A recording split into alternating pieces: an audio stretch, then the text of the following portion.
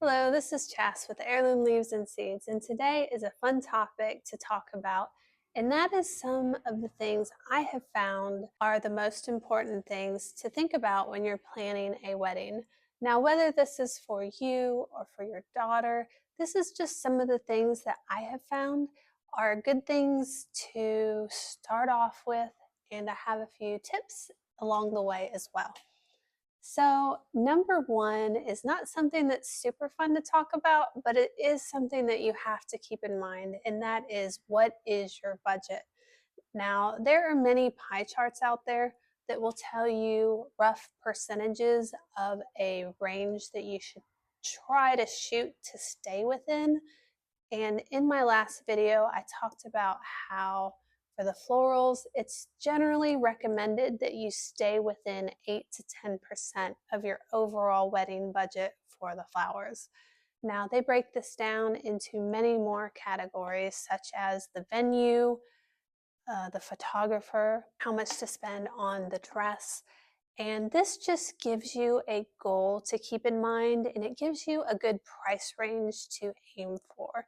Now, you can go a little bit in either direction. It just depends on what is most important to you. So, if your wedding dress is your top priority, you may want to go a little higher in that area and then go down in another area, like high on the wedding dress, not so much on invitations. So just having that budget and knowing your price range is so important just to give you goals for each area of planning the wedding. And then another thing to think about is everything's usually higher than what you think. So while you're budgeting and while you're trying to keep within those percentages, just think that everything is going to be higher than what you're thinking. So if you were going to have a budget for $150 for invitations, just round it up to 200. So then you won't be annoyed or disappointed when it's more than that. But if you're under it, that's just icing on the cake. So always think things will be a little bit higher than what you are expecting. We just shopped for my daughter's wedding dress. We wanted to keep our daughter's wedding expenses pretty similar. So we had a set budget that we used for my first daughter's wedding for her dress. And then when I went with my second daughter, I was a little sticker shocked because it was so much easier with the first daughter that got married. We stayed within pretty much budget and it was fairly easy. But with our second daughter, I noticed really quick that this probably isn't going to happen. It seems like in just 2 years that the wedding dress prices has went up quite a bit. So always figure high. Another thing to think about is there is so many timelines out there, and those are so helpful to keep you on track of what I should have done at 12 months till the wedding and like 8 months and 6 and 4 and so on. That way, if you look at 6 months and you're like, I've got all that done. But if you're like, I don't have any of this done, let you know, man, I gotta do this stuff. Those are really nice, tons of them out there. So make sure you get that too. All right, the second thing on my list is pick a time of year. Don't get set too much on a specific date because so many times the availability at the venue is going to determine when your wedding date actually is. Think more like when you're visiting venues, think fall or September. That way, when you go there, you're not, I wanted this date. Just keep that in mind because, especially some of the more popular venues, sometimes those are filled up a year in advance. So just make sure that you're going in there with an open frame of mind and you're flexible because if you really want a certain venue, you may have to change the ideal date of your wedding a little bit. And when you're thinking of like when you're going to get married, make sure one of the first things that you do is that you schedule the things that need a specific date. So the way we did it is we picked the venue first. That was the number one thing. And then after that, we did everything else that required a specific date. So, like the photographer, the caterer, we checked with where we're getting the cake to see if they needed advance notice. And they only needed they didn't need much notice. So that was a plus. But nail down all the things that you have to have a date. Because even if you get the venue and then you're like, oh, well, I'll just get the photographer later, you go to the photographer, oh, I have that date booked. So now you're going to have to find a different photographer. So we just were like, bang, bang, bang, bang. We got everything that needed a specific date taken care of right off the bat. And then the next thing to think about is remember that the day that you get married is going to be your future anniversaries. Sometimes I don't think people think about this because if you get married in the middle of summer and you hate the heat, getting married in July or August probably isn't the best for you. And vice versa. If you hate the cold and you get married in November or December, that's when all your anniversaries are going to be. So think about that.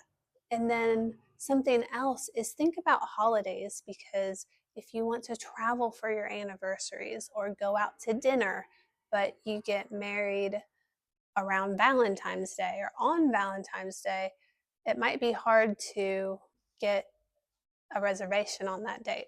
Or if it's Christmas or July 4th, hotels will be booked more likely on a July 4th weekend, stuff like that. So just keep that in mind as well. And then number 3 is your color scheme. So for my daughter's wedding, the venue will probably kind of help decide the color scheme.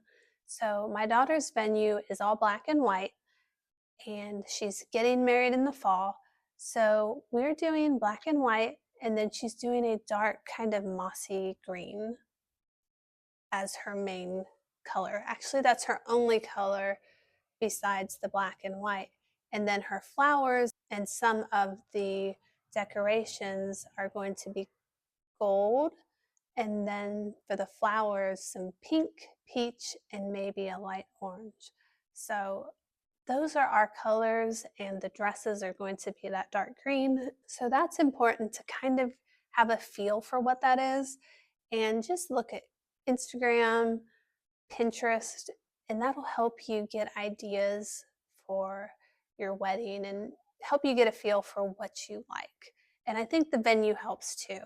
And an added bonus for some venues is some of them will have like free decorations. Like ours happens to have the linens included in the price, and they have some of the gauze for the tables, and they have like candles and bud vases. So if your venue offers something like that, that's just stuff that you don't have to buy, you don't have to store, you don't have to figure out something to do with it. So those are all pluses. And so that's another reason why it's really important to figure out your venue first, because I feel like that sets the tone for everything else. And then for a tip is splurge and save. Now, I saw this tip a long time ago when I was decorating for our house. We were building a house, and it was splurge and save. So that was kind of like, okay, I really want marble countertops, but the guest bathroom sink, I don't care that much about. So you spend a lot here, not so much there. And I think this goes along with other things in life, and I think it is for weddings too. So, what is important to you? Do you want to splurge on your wedding dress but not so much on invitations? Or, just whatever. It just depends on what is important to you. So, everybody has a little bit of splurge and save. If you go a little bit high in one area, what's something that you don't mind to cut out a little bit, not spend quite so much there? So that's just something to think about. So if you're thinking back to those pie charts and you went over your 10% in this area, well, Say you went 12 to 15%, cut that back in another area. And that way you'll still be on track and everything will keep going smooth. Number 5 is the last thing, and it is just have fun. This is your marriage. Hopefully, it's only going to happen once, and you want it to be what you want or what your daughter wants. And try not to get too hung up on traditions or what somebody thinks, because I know some brides, I saw somebody on Instagram or YouTube or something, and she ended up paying for her whole wedding herself just because she didn't want to have to answer to somebody else like the parent. So, parents, try not to be too overpowering and it's got to be done like this. It's her wedding, and I know you're probably paying for it, but try to let them do what they want. Don't try to, well, everybody does it this way or that, because I feel like now anything goes. A couple instances that even I was like, it was like 2 years ago when we went to get my daughter's wedding dress. Me and my mom just kind of looked at each other like, these aren't even white. And it was a shock because I haven't looked really at wedding dresses in years. And we were really shocked how they were off white or sand colored or tan. And it's funny because when my second daughter, when we went to look at her dresses, I preferred the ones that weren't white. I was like, yeah, that's too white. So just do what you want. I feel like everybody can get a little caught up in how things should be done, but I feel like in 2025, things are so much more relaxed. So if your dress isn't stark white, it'll be okay. Or did you not send RSVPs? Oh well. I think something that's funny that everybody seems to get hung up on is if your bridesmaids and groomsmen don't line up. Just do whatever you want. You don't want one person to include somebody they didn't really want, and then you don't want somebody left out if you really wanted them. So it's just a good thing to do, is just to be flexible and to just kind of roll with what works in your unique situation, because what works for one person isn't always going to work for the other. And the main thing is just to have fun, and it's your wedding. So just don't get too hung up on the craziness. And I can't believe I'm saying this, but consider eloping. There's no getting around it. I mean, weddings are expensive and they can be stressful. So, if you foresee your wedding potentially causing you tons of stress or putting you deeply in debt, elope. Who cares? The main thing is that you are married to the person you want to be. Who cares about the rest? And I think that the micro weddings are very neat. And if my husband and I were to do it again, I think a micro wedding would be really cool, actually, because I have seen some really neat ones, just a little greenhouse out in the woods. I mean, that would be so nice. Just tone the everything down a bit. The expense, the stress, the number of guests. It'd be really nice, I think. I'm 40 some years old and I have two girls, and I'm much more relaxed with my second daughter's wedding than the first.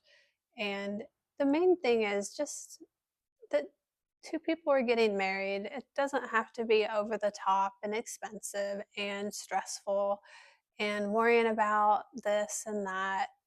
There's easier options out there if you think it's going to be crazy. I am a flower farmer. I can pretty much grow whatever I want, but even I'm not going to go over the top with the flowers because I don't want it to be stressful.